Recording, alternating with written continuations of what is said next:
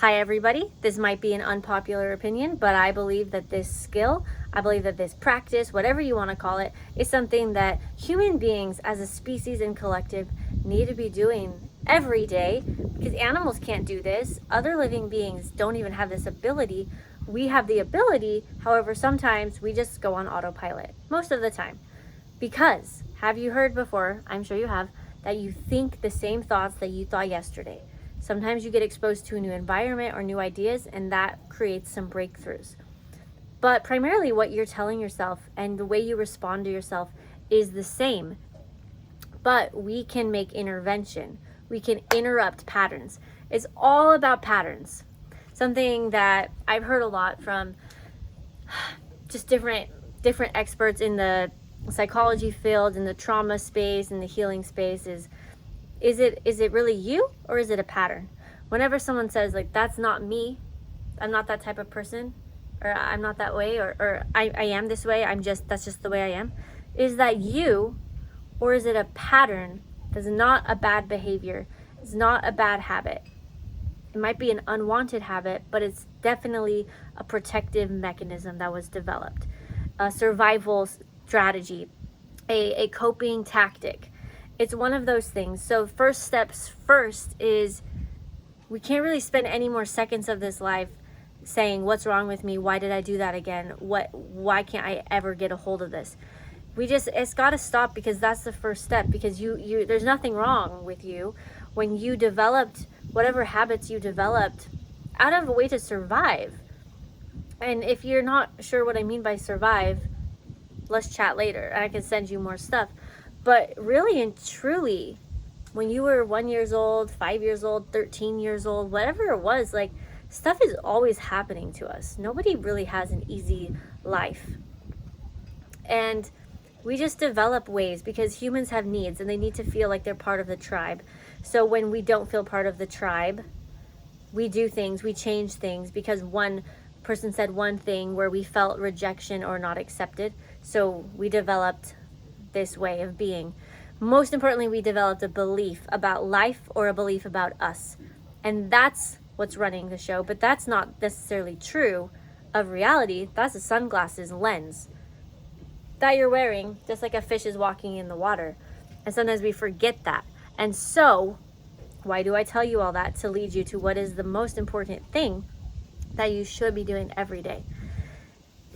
It's got to be time in silence where you step back behind the you and the constant chatter that thinks it's you, and you observe it all, and you see the emotions come up, and you see the thoughts pass by, and you see the space in between the stimulus and the response. And then you can create how you want to respond. What do you want to do? You can visualize what you want to do. And the most important thing is you can bring into your heart feelings that you want to create. Because, as everyone says, not just me,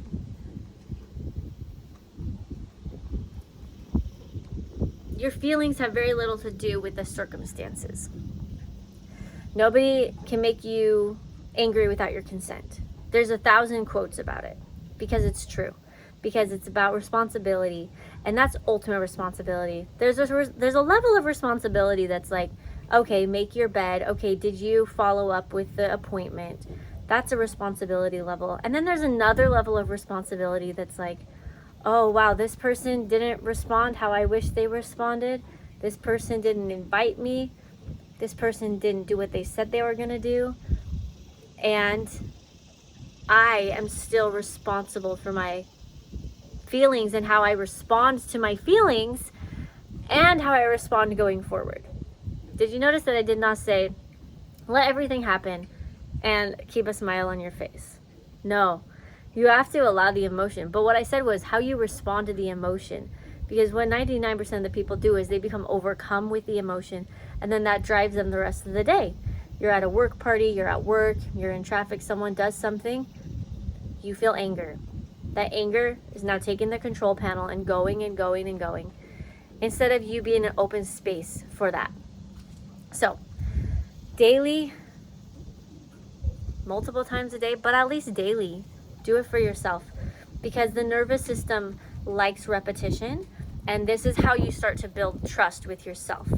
It's by showing up for yourself every day with this meditation, with this journaling, with power to create inside of your mind and your body. Because all of the goals that you want and all the reason you're working so hard, you have to remember where those are coming from, or you're just going to be on a hamster wheel. We've all had those moments where you're like, I'm just literally on a hamster wheel. What am I doing? Why am I even doing what I'm doing? Well, have more regular meetings with yourself. Have more meetings with yourself, and just the influencers doesn't matter. Just that's this thing that came to my head, like being done with the influencer culture. Like, this is your life, and there's actually a lot more freedom in you now. So there was this like beetle or cockroach or something, and I didn't want to deal with it, so I put a cup over it. And I was like, well, it's going to move the cup because it was kind of big. And I just put a little plastic cup over it, and it didn't move it. And I thought it was going to like fly, like it could fly. It's still there overnight. And I thought, that's the same thing as us. We think there's like these limits, like there's this cup around us, but really we can just like move the cup. We can move the cup, but it starts internally.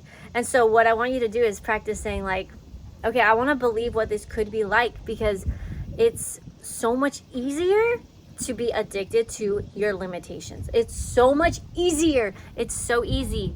It's so easy because why? Because we have neural pathways in our brain, and sometimes something happens and it's so used to taking the path to victim mode. That's just what it does. But you do not have to take that path.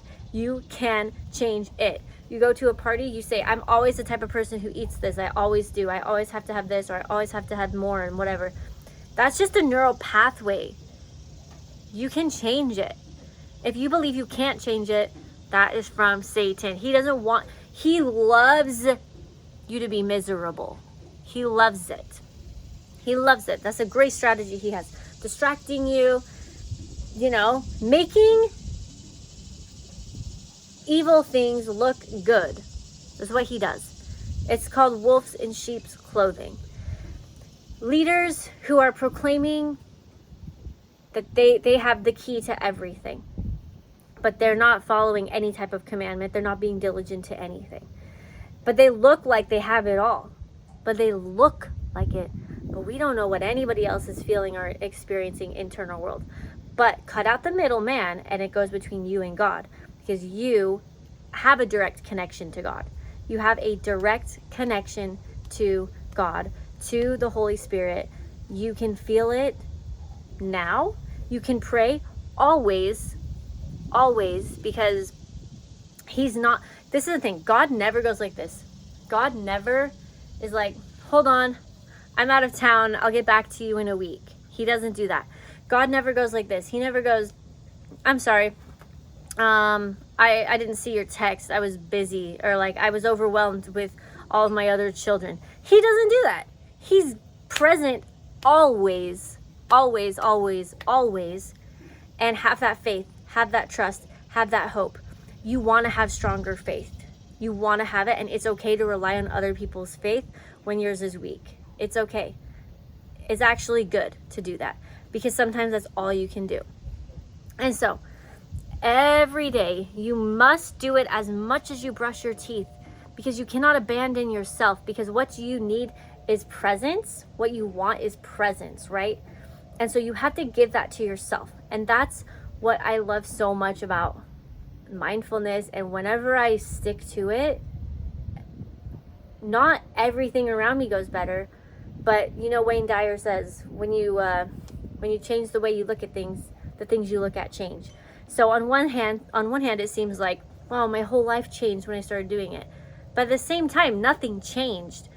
But it changes in a more miraculous way than you want. You think you want all these moving parts around you to, if this was just like this, and if the weather would just do this, and if this would just do this, then I would be okay.